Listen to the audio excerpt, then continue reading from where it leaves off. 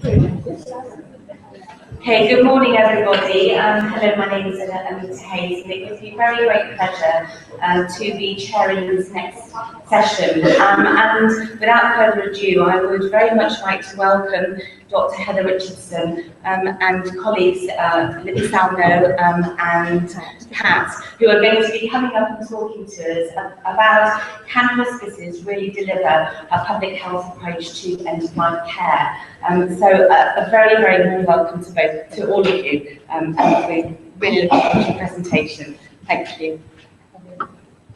Thank you very much indeed. There are three of us going to speak very briefly this morning. I'm going to set the context and talk about the question, the whole reason why we set this as a question, and some of the challenges that we, between us, have experienced along the way. Libby's going to talk a little bit about how you might overcome them. And importantly, we're going to hear from Pat, who is one of the compassionate neighbours that Elizabeth was describing today. And as part of our whole agenda, it feels very important to have her voice, to have her perspective. We don't know what she's going to say, but hopefully we are sort of on one page.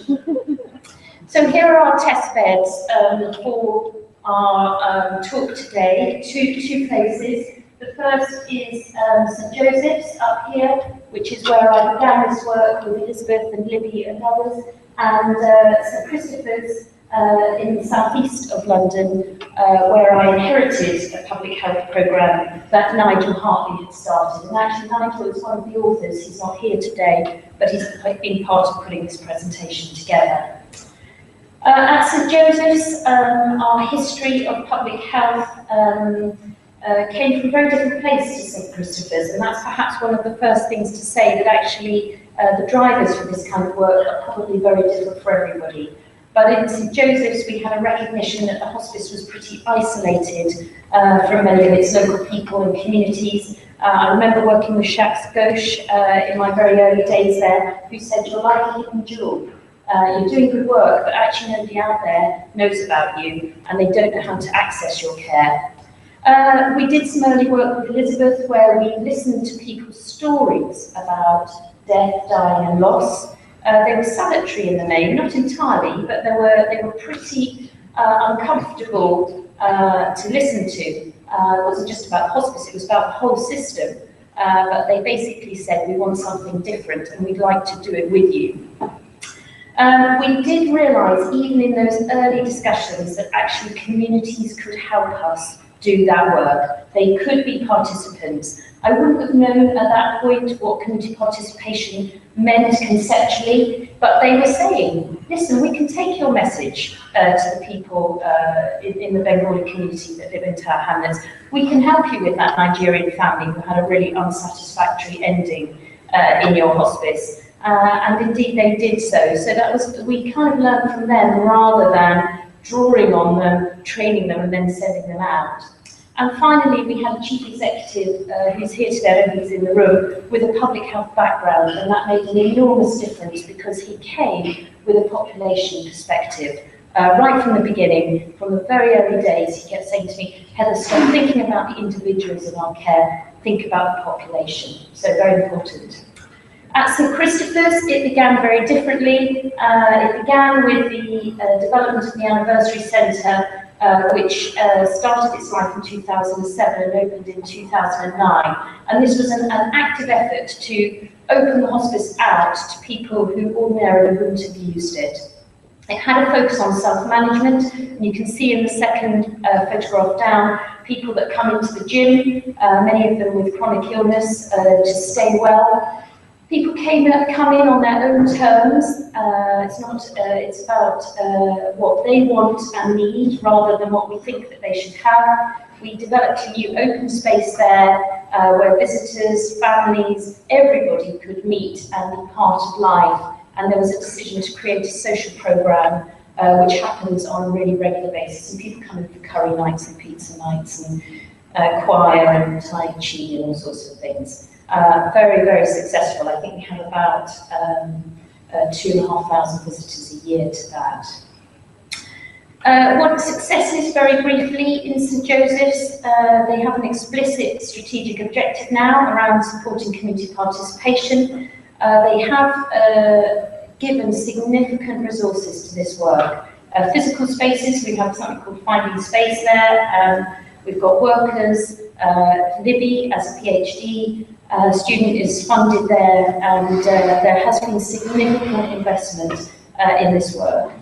Our relationship with Social Action was really significant, and that partnership has been really long term. I think it's about probably about 5 years old now, maybe longer.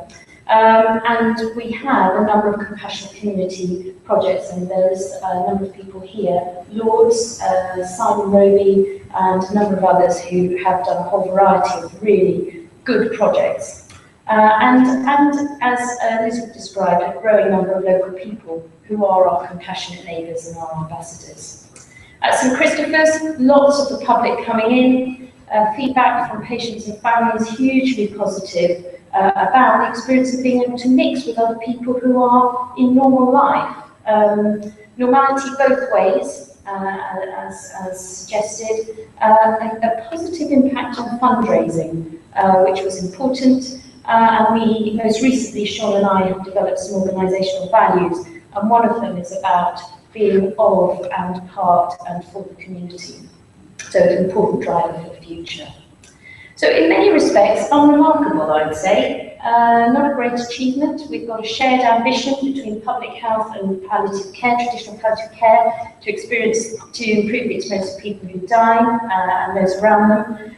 With a similar philosophy, holistic care, encompassing the whole family.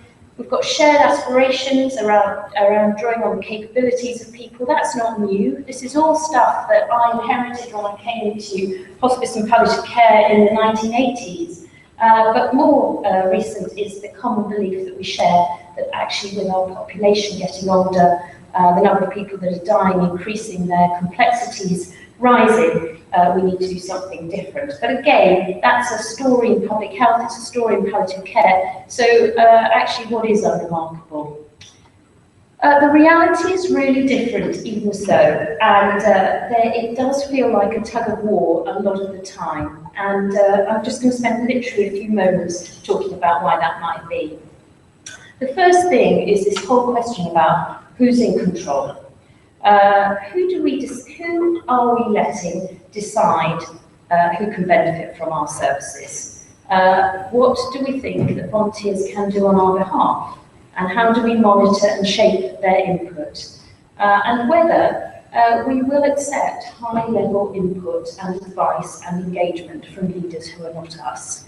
I have some very salutary experiences that tell me that actually, even when you can make a good case for this, people repeatedly ask these questions and return to it. So I won't go through this in detail, but this is a quote when we were initiating a new style of training at St Joseph's, and people said, yeah, it's all very well, this personal development, but when they're going to get to know about our policies and what we do? And actually, the tension between them knowing about our safeguarding and then knowing about themselves was palpable for the majority of that training. This is a quote that happened more recently at St Christopher's. We just can't let this happen. This is a volunteer who wanted to go out on her own back and do some ambassadorial work. Ultimately, they're volunteers and they're accountable. We're accountable for them. Perhaps most salutary from a very senior manager in St Christopher's, when I was talking about letting people self-refer and use our anniversary centre as they wish, but we don't want the man of penge in here.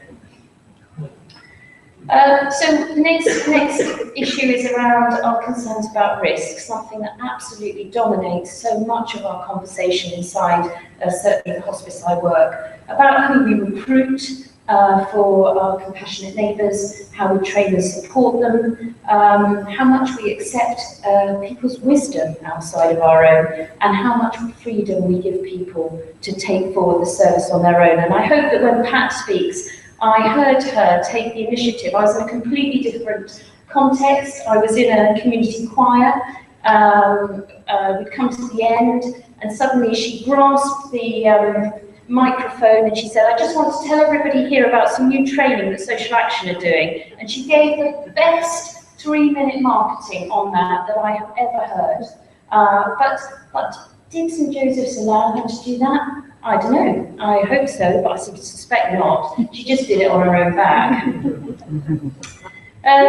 Comments I hear repeatedly, they won't really understand the bigger picture.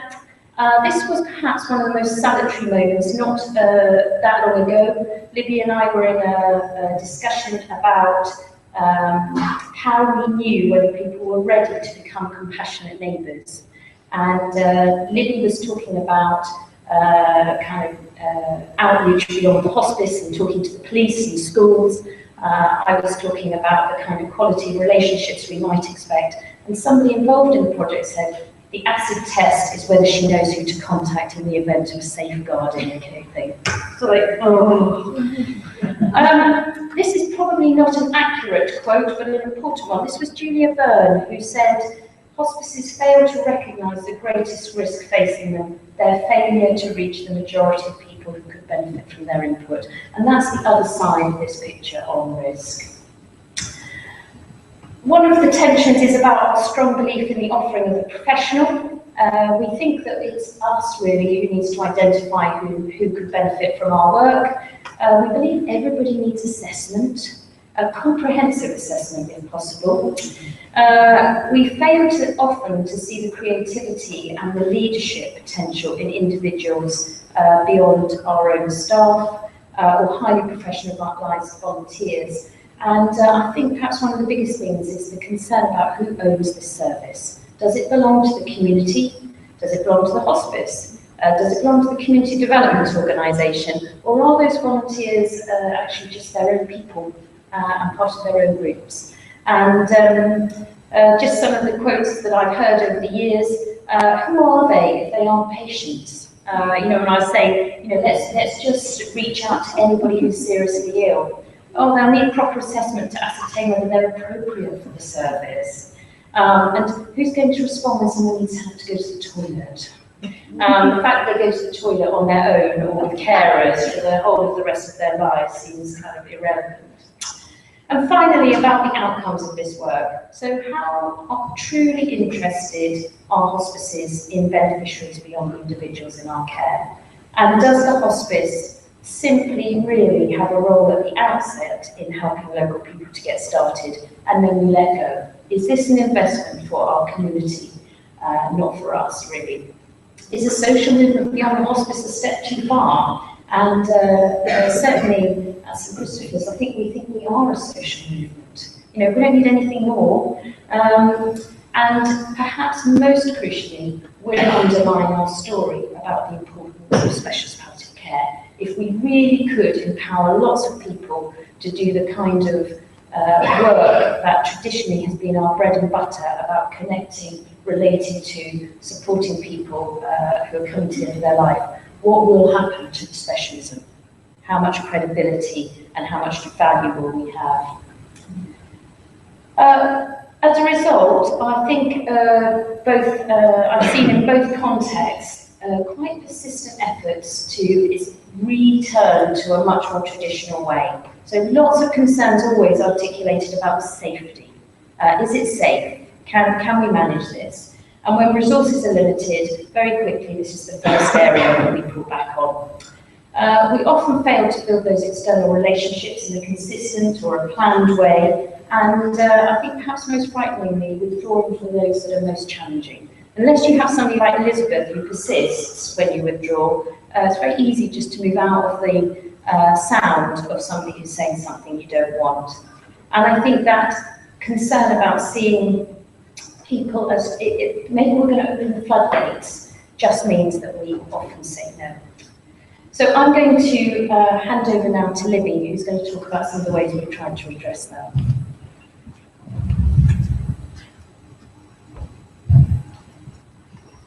Hello everyone. So I'm going to talk a bit about some of the examples from St Joseph's, and you've heard from Elizabeth Bayes this morning, which was great to kind of really set the scene for the project that we've been working on there. So I'm going to be talking mainly from the St Joseph's perspective. I think one of the key things is that I have certainly been personally campaigning for probably over the past decade really, is convincing people of the value of this work. And something that comes out, well, something that I've seen in my experience, and I've really increasingly seen in our current training that Elizabeth alluded to, where we've got more than 70 people training from our local communities, is that the people we do not have to convince are the communities. They absolutely get this, and I spent a long time working in Kerala over the years.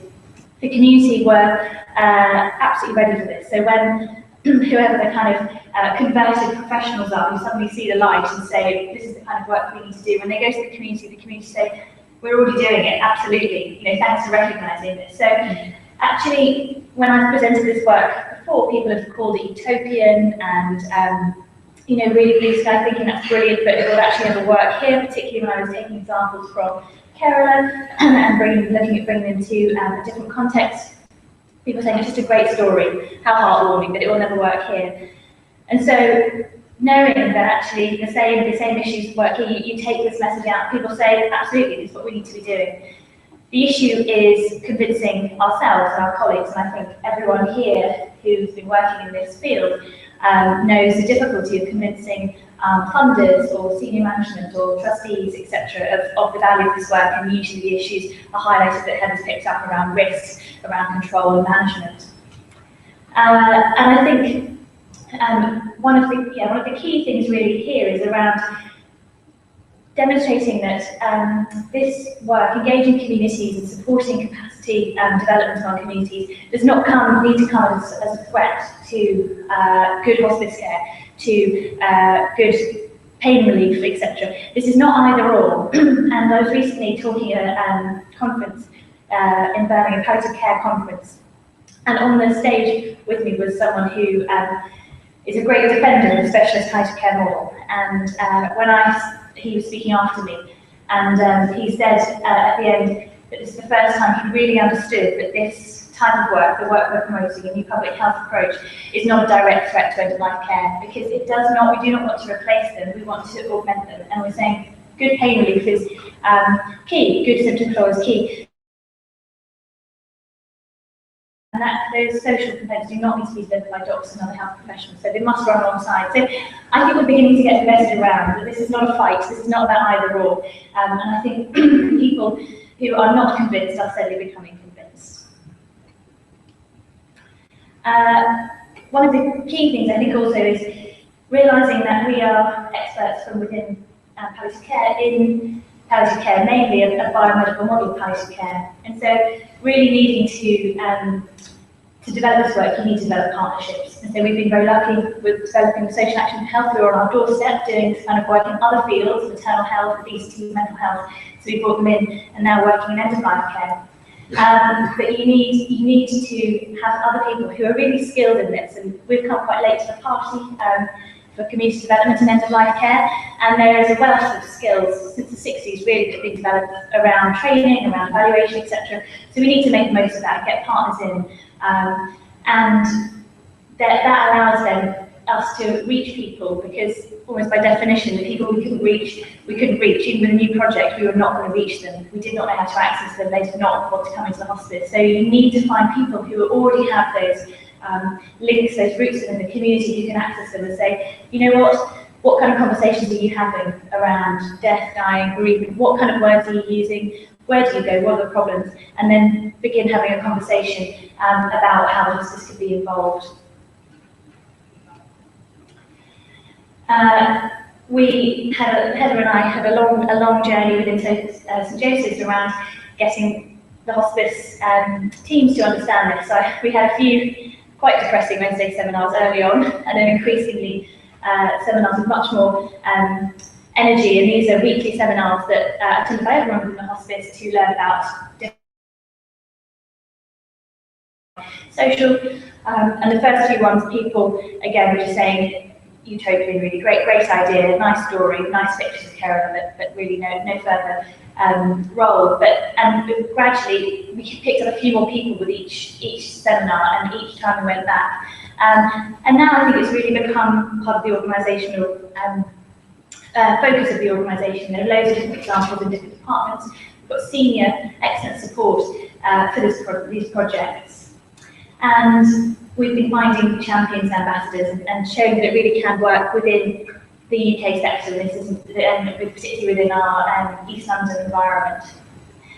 And correcting misinterpretation, so particularly around this is not providing new cheap models of care, this is not about replacing nurses or social workers with trained volunteers, this is around developing a new model that works in harmony with the current models that we're doing. You need to go to the top as well as up from the grassroots. So our organisational strategy has got community development now pinned in, changing culture and semantics. And we had a very interesting conversation in one of the recent practice development meetings around what do we call people who are being referred in, who are going to be matched up with compassionate neighbours. And so obviously patients was out because they weren't patients.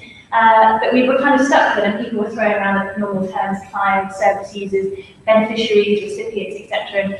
But we were all kind of, feeling uncomfortable with all these words that were not right. And eventually, the compassionate neighbours came up with community members, because actually that's who they are. So we've ditched all the other one. So we've got compassionate neighbours, who are trained volunteers, and community members. And so you really have to review the semantics really and find something that works for your local context. So my role is a PhD student, so my key kind of driving force is to build the evidence base of this for local commissioners and funders, but also internationally to share practice. So I am pulled together a little literature at the moment and pulled a systematic review together around what this means, just to try and get some of the impact of this work out, and try and share the research with our compassionate neighbours and ensure that people are participating in the research, and also to share on a forum like this so that people internationally are understanding what we're doing. Should we stop there? Yeah, I think I'm going to skip through and hand over to Pat.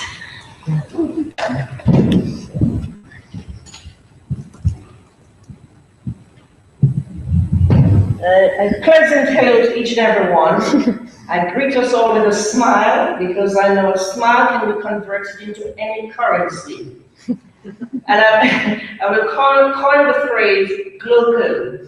I hear the word global around, but we're global because we give our local community as well as a wider community.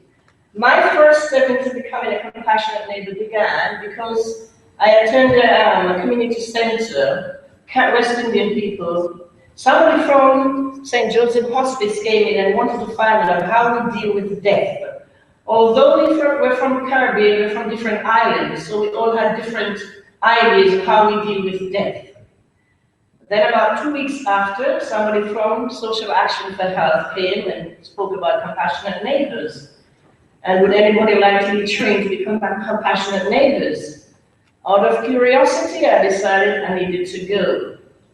I know St. Joseph Hospice is in my area. I've lived in Hackney for over 40 years, but to me it was a dead end. I had no interest in it. I just passed on the bus, I go along, I didn't care, as it were. It had no meaning for me. And because I've experienced death, 2 in 2009, and the last one was 2012, when my daughter's husband's brother was murdered, and the impact that it had on the family with the police and everybody coming in and whatever. So I decided, let me go and see. And that's where I went. And from that day until now, I have an open heart for the community and people who are isolated and live alone. I live on my own, but I'm not alone. I've got 2 grandchildren, and I used to go to the community center, but I see the need of the community. So I sort of prepare myself, and I separated myself. I've got a 5-point key that I use: preparation, separation, process, and here I am in the presentation mode. And the next one is preservation, to preserve what I'm doing within the community. And the important thing for me was, we were trained with a Turkish group. While the training was going on, interpretation was going on. And each week they had to teach us a Turkish word. And I use that in the community now. I've got two neighbors who are Turkish who I never open my mouth or whatever. So when I say like, they get shocked. And even the shops, where did you learn? I said, St. Joseph. And I use it, so I use it as a talking point to get people interested. And then I begin to express about the compassionate neighbors. I'll switch back now. Years ago in Jamaica, when I was the children's home there, a group of people from America, they were called Up With People, came and taught us a song, which had no meaning to me. I had no take on it until last year in Social Action for Health, when you had annual general meeting, and this thing just popped up into my mind. It's a song.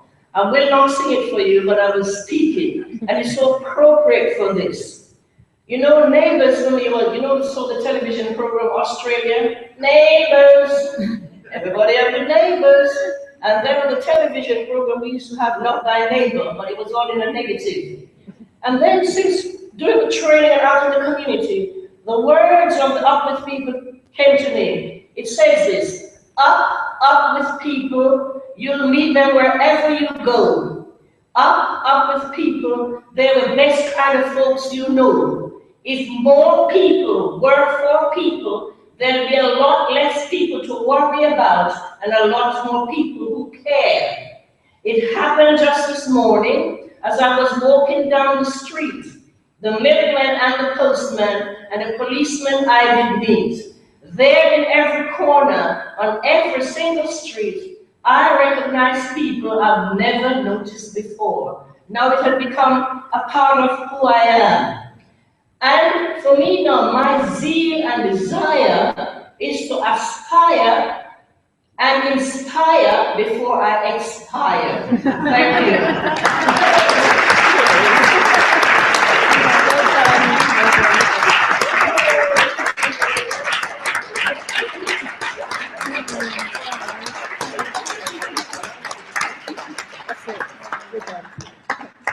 Thank you so much, and absolutely, thank you so much, Pat, Libby, Heather, for that absolutely fantastic presentation and challenge, and people smiling to each other, absolutely. And so it gives me great pleasure for us to go to Australia now and love our neighbours and to welcome Michael Bramwell to the stage, who is going to talk to us about the work in Melbourne, Australia. Very welcome, Michael. Thank you. Good afternoon, everyone. My name is Michael Bramwell, as you've just heard, and I'm Director of Asian Palliative Care at an organisation called Melbourne City Mission. But I'm also the Chairperson of Palliative Care Victoria. And on behalf of the project team,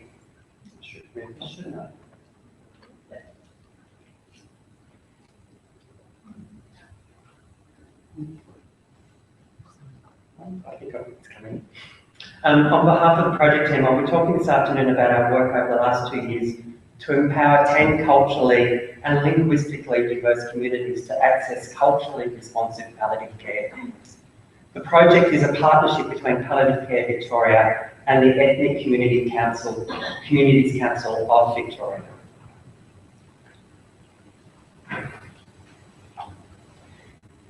The other thing I should preface is I'm a white Anglo-Saxon boy with a convict past, I suppose. My family was sent off this island many, many decades ago.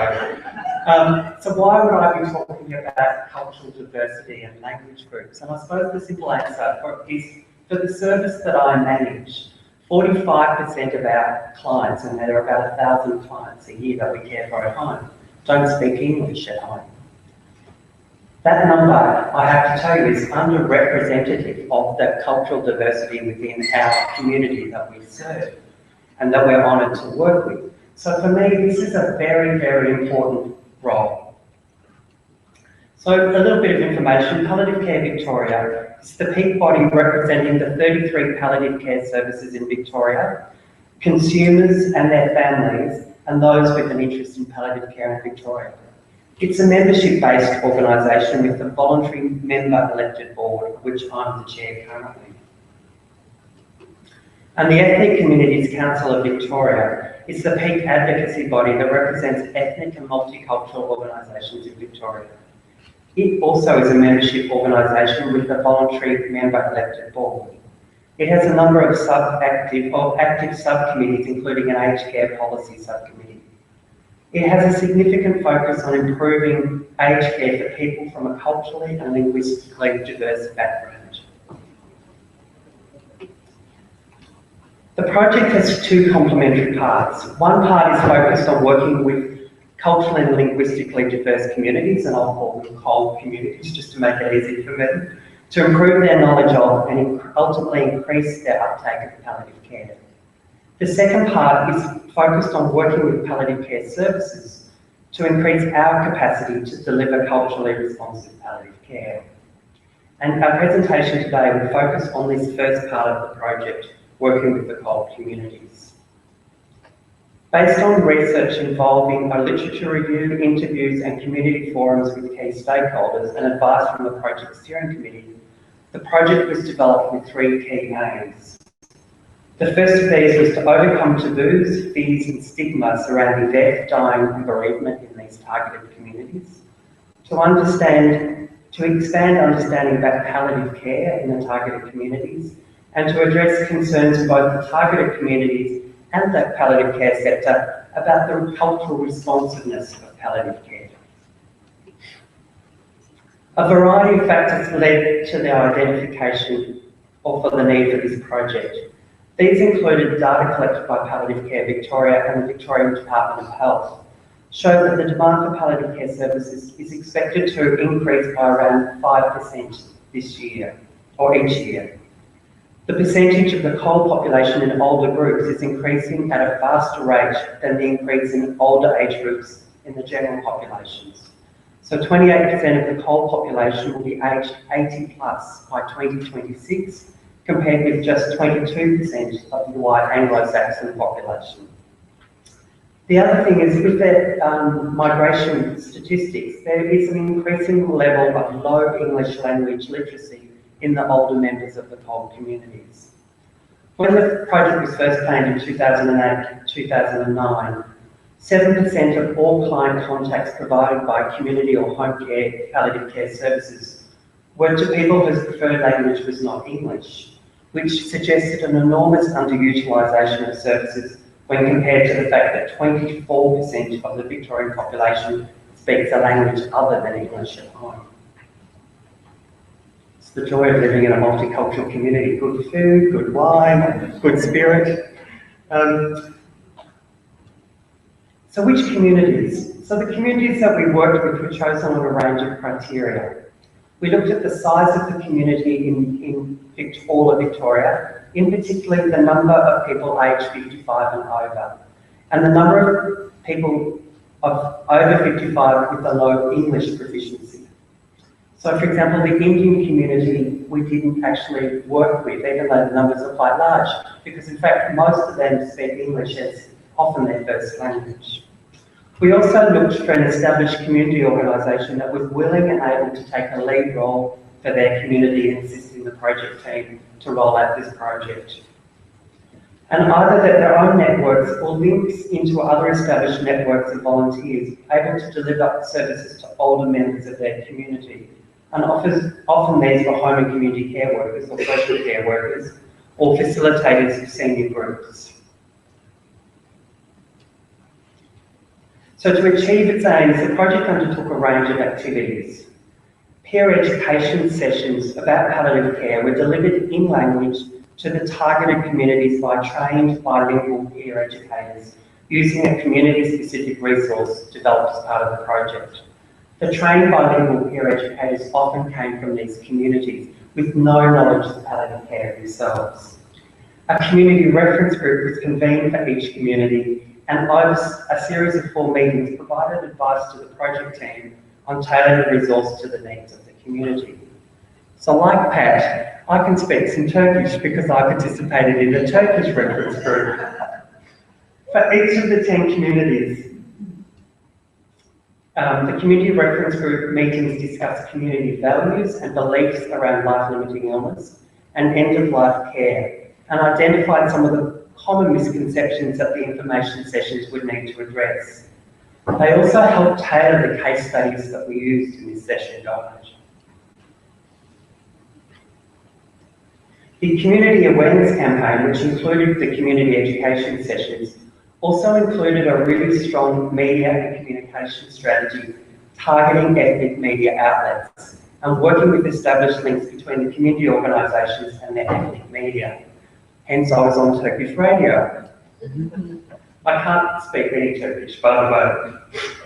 So translations were done into 11 community languages. We did both Mandarin and Cantonese for the Chinese community. And translations were then discussed with these community reference groups. For some of the communities, particularly those who have limited understanding of palliative care in their country of origin, it took longer than we had anticipated to get agreement to the final translated text. There were longer than average discussions with the Chinese, Croatian and Arabic-speaking community reference groups. The Chinese, for example, there's no notion of a good death. And again, in Western culture, we'll often talk about good death. So writing an agreed brochure around death and die for the Chinese-speaking community was particularly difficult. Some of the discussions was about appropriate translation of palliative care and the key concepts, but some was also about the cultural values and of how death, grief and bereavement should be discussed in those communities. I have got the link to the soft copy brochures that we developed. Can anybody speak other language other than English or would like to test any of those languages with the brochures? So have a look at those, because we'd like to be assessed, I suppose.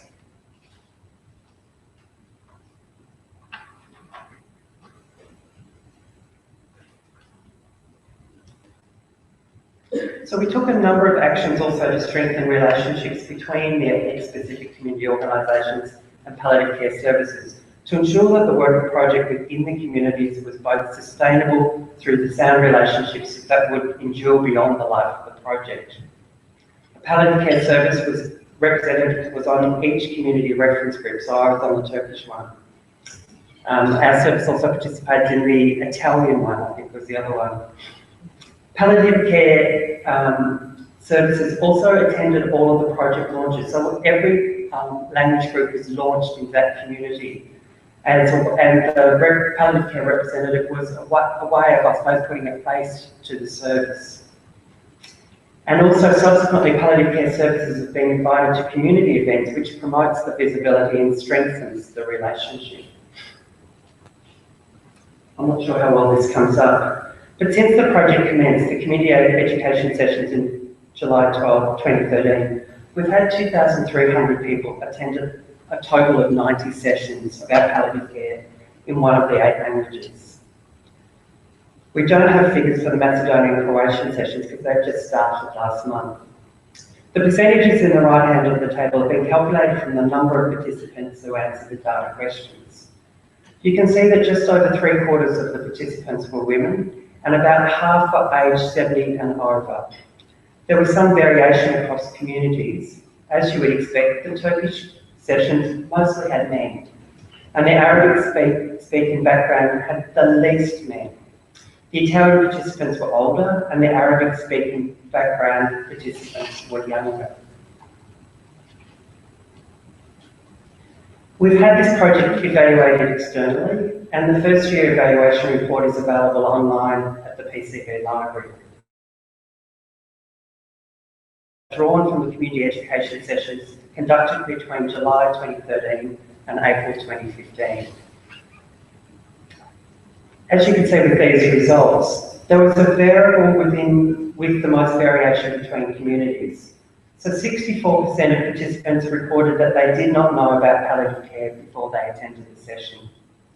The Maltese, Polish and Greek participants were most likely to say they knew about palliative care, and in fact they'd often been residents in Australia the longest. The Arabic-speaking Turkish and Vietnamese participants were least likely to know about palliative care. However, consistently across all communities, 91% of participants reported that they learned new things during the session. When we drilled into this a bit further, it became clear that many participants who said they knew about palliative care did not understand about palliative care as well as they thought. So the new things that they learned, they report, was that palliative care is not just for people who are near the end of life, that palliative care can be provided to people in their own home, that most services in Victoria anyway are free. That was a big kind of bonus, I think, for a lot of service users. That palliative care also helps families, and that palliative care can also provide bereavement support to their family. 93% of participants reported that they would tell their friends and family about palliative care. We learned right from the earlier sessions that we need to have extra copies of these brochures, as participants took multiple copies to give to their families or friends. When I say multiples, I'm talking 10s and 20s of these brochures. 94% of our participants thought palliative care was a good idea. The bilingual educators also submitted their own evaluation after each session in relation to participants' general responses to the session. For 95% of the sessions, the bilingual peer educators agreed or strongly agreed that the session was effective in increasing participants' awareness of palliative care. For 83% of sessions, they agreed or strongly agreed that there was a lot of positive interaction between the participants. For 75%, they agreed or strongly agreed that participants asked a lot of questions. And for 53% of the sessions, they disagreed or strongly disagreed that participants were disengaged during the session. So the data tells part of the story, but we'd like to give you 3 brief examples if we can. One member of the Vietnamese community reference group had an elderly father with a life-limiting illness who lived some distance away and was unwilling to accept state assistance as he had never worked or paid taxes in Australia. After the reference group meeting, she was able to tell him that palliative care services could provide her with practical and emotional support to care for him at home. And then this then opened up a conversation that led him to becoming a community palliative care client.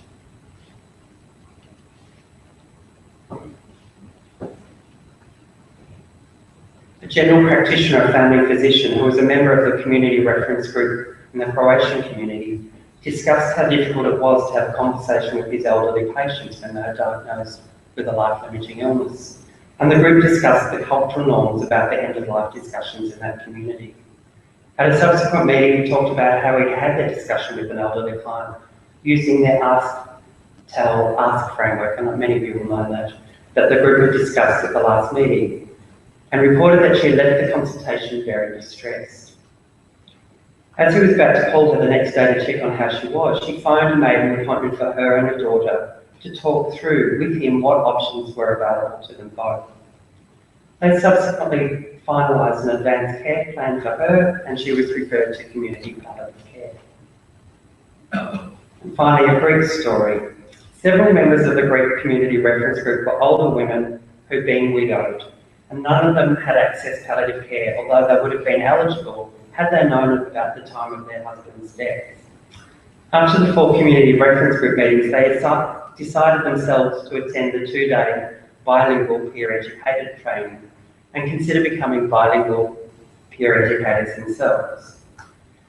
They've reported subsequently that doing the training has increased their self-confidence enormously, to the extent that they are now facilitating sessions and spreading the good word of palliative care amongst their big community. They also report that they're feeling less isolated, feeling better connected socially, and to the Greek organisations generally. I suppose some of the key learnings for us about taking this project is that partnerships have been a critical element for success. And it's important to put in place a formal mechanism to monitor and evaluate how those partnerships are working. In Victoria, we have a thing called the Vic Health Partnerships Analysis Tool, which we use regularly to evaluate how we're all doing throughout the project. We also provided some financial resources for each community to assist them to engage with the project. We also paid the bilingual health educators, and this made it clear to them that we value their input and experience, and this had a tangible value to the project. Participation of the whole communities in tailoring education and information to meet specific cultural, spiritual and linguistic needs was essential. And taking the time to do this reinforced to us that we were, or to them, that we were committed to a partnership approach to this project. And I suppose involving us palliative care services in this process strengthened the trust and helped build relationships with these organisations. So I still regularly get a call, for example, from my members of my Turkish group saying, I have a friend, or I have a daughter, or could you know whether you can help? So key staff in the ethno-specific agencies we worked with, who work with the COLD seniors, as you know, attended the bilingual peer educator training. These staff now understand about palliative care and are good referrers and make appropriate referrals. And this will make the project sustainable once the funding runs out later this year. At the project launches for each of the communities, we've had government ministers, parliamentary secretaries, consuls, and the chairperson of Palliative Care formally launching the project. And community leaders spoke about the importance of these launches with these representatives for each of the community members. This participation gave the project additional legitimacy in the communities. I was recently at Copenhagen for the conference and Princess Mary was there, and that stuff about having the princess sitting in the front row adds legitimacy. It's the same thing if you've got the consul or a government minister, you'll have people turning up because they'll want to have lunch with them. Ethnic radio in particular also reaches a significant proportion of elderly people and their families in the communities which we work with, building relationships. The other thing with the brochures that I didn't talk about briefly is that the brochures are in both the language of origin and English, because we also discovered through the course of the community reference groups that second and third generation children of these original immigrants might not speak the language, so they're in dual language. Finally, this didn't come cheaply, and I would have to say we were very lucky to receive an enormous amount of funding from the Lord Mayor's Charitable Foundation and the state government, the trust company, and in fact as an organisation we were required to put in money to meet the needs. The good news is we've got new funding for another 5 language groups, and so one of the next language groups is Spanish, so we're looking forward to that. These are in fact the community partners that were involved. So the Australian Croatian Community Services, the Australian Greek Welfare Society, the Australian Turkish Association, the Australian Vietnamese Women's Association, COASIT is the Australian Italian Association, the Chinese Community Social Service Centre. Again, I get invited now to the Chinese Cancer Society of Victoria's annual concert, which is completely in Cantonese. I have no idea what they're doing, but it's one of the best concerts I ever go to. The Macedonian Community Welfare Association, the Maltese Community Council of Victoria, Springvale Indo-Chinese Mutual Assistance Association, and the Victorian Arabic Social Services. And to give you just one idea of how big the gang is, this is the launch of the Arabic resource, and you can see it's a very much a community event. And that's probably the end of my presentation. Thank you.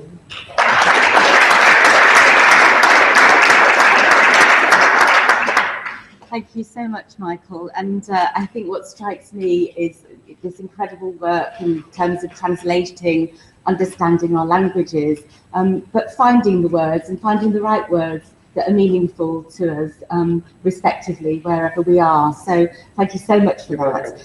May I open up the floor for questions? Would anybody like to ask questions? And may I invite Libby and Pat to join us as well, because I'm conscious we didn't invite questions from our first presentation, so that would be really nice if we just have 5 minutes to take some questions. Thank you. Would anybody like to? It's a question about the Aboriginal community in Australia. It's wonderful sort of benign things on there, but it just seems as though the Aboriginal community is sort of left out of the picture. Can you talk about that? Sure. I would say they're not left out of the picture. They would not identify as a culturally and linguistically diverse community. They would identify as Aboriginal and Torres Strait Islander community, and there's a separate project with that group. As an organisation, so for Melbourne City Mission, the organisation I work for, we've got a project called Towards Reconciliation, where we start to formally acknowledge the traditional owners of our land and have that reflected, I suppose, in our workforce and our volunteers. So 3% of our Australian population would identify as Aboriginal and Torres Strait Islander. We would like to see that 3% in our workforce, in our volunteer and in our client numbers. And there's a piece of work, but it's a separate project. And if we were to put them in with this group, culturally, we would make the biggest mistake in the world. Questions, everybody?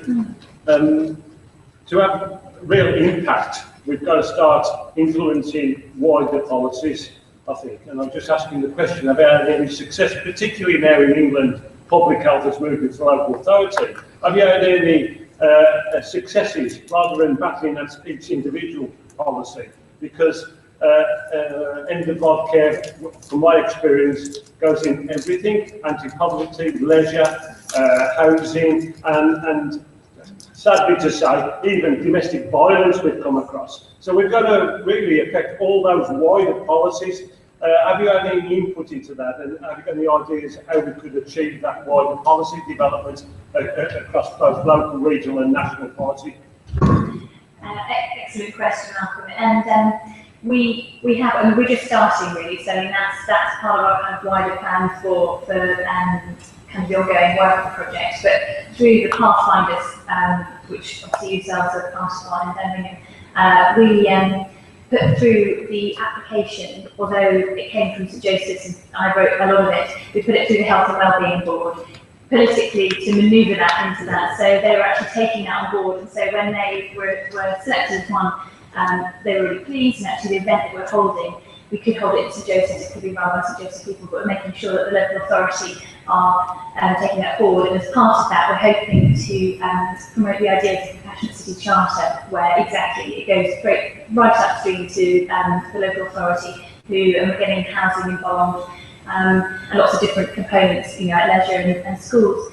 And we were in a recent meeting, one of the public health consultants had a kind of penny dropping moment where before she didn't really see how this work was public health, and she comes from the kind of smoking cessation, kind of childhood obesity kind of end. She couldn't really see how it works, but we were talking about the project in the Compassionate City Charter, and she said this is absolutely what Hackney needs, because she's saying a lot of the problems upstream, so further downstream with young people getting into gangs, and that's a real issue within Hackney, people being quite dispossessed and alienated, getting into gangs. She's saying that they've looked and they've actually seen that a lot of it is from early, poorly managed bereavements. And actually Death, Dying and Loss has this kind of universal role, and we need to tackle it from the beginning. So she had a real kind of penny dropping moment. So we're I don't know if anyone's in the Bill Crooks thing, we're slightly precipitating. So we're facilitating and manipulating the local government to think that it's their idea. Okay, I think we have some more hands up. Yes, please. Sorry. I loved your presentation. There's something about your passion, your vibrancy. I think you typify for me the energy, the vitality, that we need within the community. Have you observed, does that impact directly to empower others to spill over? Yes, because it's a living thing.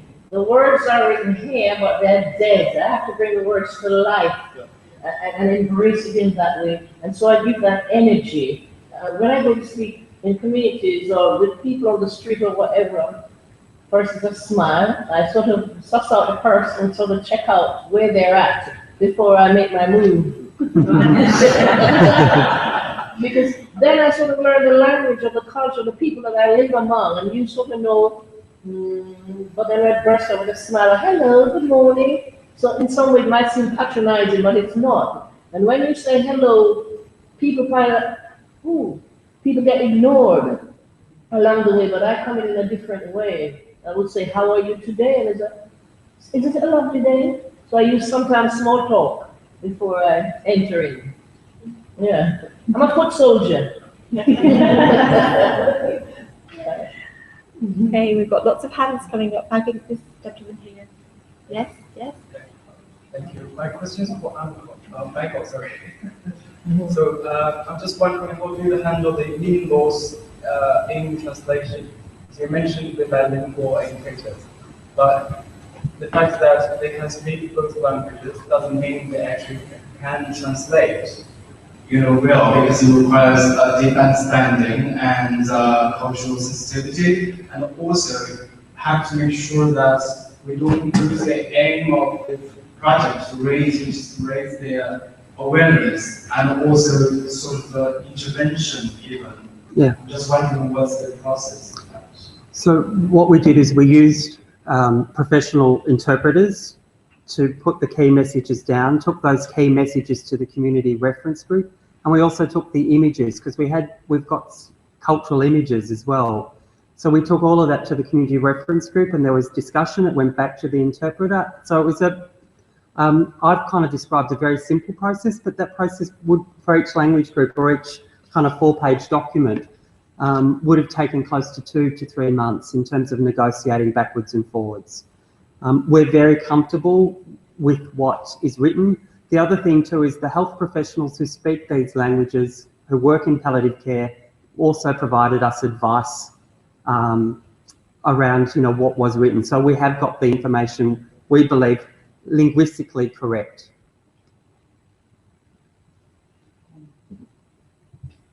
Thank you, Michael. I think we've maybe got time just for one more question. Gentlemen, thank you. Thank you. Michael Mason, Oxfordshire. As someone who worked in the hospices for many years and now works as a volunteer as a profession, I'm just reflecting on the model that was fortunate enough to evolve in East London with Social Action for Health. Has several special qualities in St Joseph's, but the model that has evolved in Oxfordshire is that the friendly and community volunteers has evolved separately from the hospice. And I think there may be disadvantages of the hospices taking the initiative here, and that hospices maybe can stimulate in the community, but I think the independence evolution, which doesn't have the label palliative care hospice, may have a practical advantage. I completely agree. And when we started doing the volunteer training for the pilot Compassionate Neighbours, which Pat was run, we purposely situated it outside of our normal volunteer trainings, because if we made it part of our standard volunteer training, you would have just had reams of policies, and you would have then been assigned to doing an admin task or a gardening task, etc. Because there's a whole machinery around more traditional models of volunteering, which have their role, but we purposely situated it outside, so we asked Social Action to do the training, so we allowed them to do it and added the kind of policies and some of the safety issues that we needed to add on as part of the kind of hospice mantra after. So we had to situate it outside to allow that to happen, and I think that is a really key part of that. And we look at ourselves really as a catalyst within this work, and the whole idea, as Manju was saying this morning, around doing yourself out of a job, we do want to stand back, but the problem is once the hospice is kind of managing it, it's very, very difficult to get it to step back, and I think it's something that we're struggling with in the steering group meetings. We have some really interesting discussions around that ongoing sustainability, because we can't manage. We're having about 100 volunteers this year, but next year hopefully it'll be even more, and actually the hospice can't manage that many additional volunteers and shouldn't. So where we go next with that, so actually situating outside from the beginning is maybe quite sensible. Can I just say, there's been quite a lot of tension in the other things. Between Social Action being a community-based organisation and St Joe's being like an institution. And we've had some real good old argy-bargy that was quite painful at times. When, people would come back to Social Action saying that this is ours, not the St Joseph's is saying it's theirs. And they think they're going to manage us, and they don't manage us, do we? We manage ourselves. There was quite a lot of difficulty, which because of the people involved and the willingness to talk, we got through. But it's taken quite a time to get that right. Okay, thank you. So thank you very much, Pat, Libby, Heather, and Michael.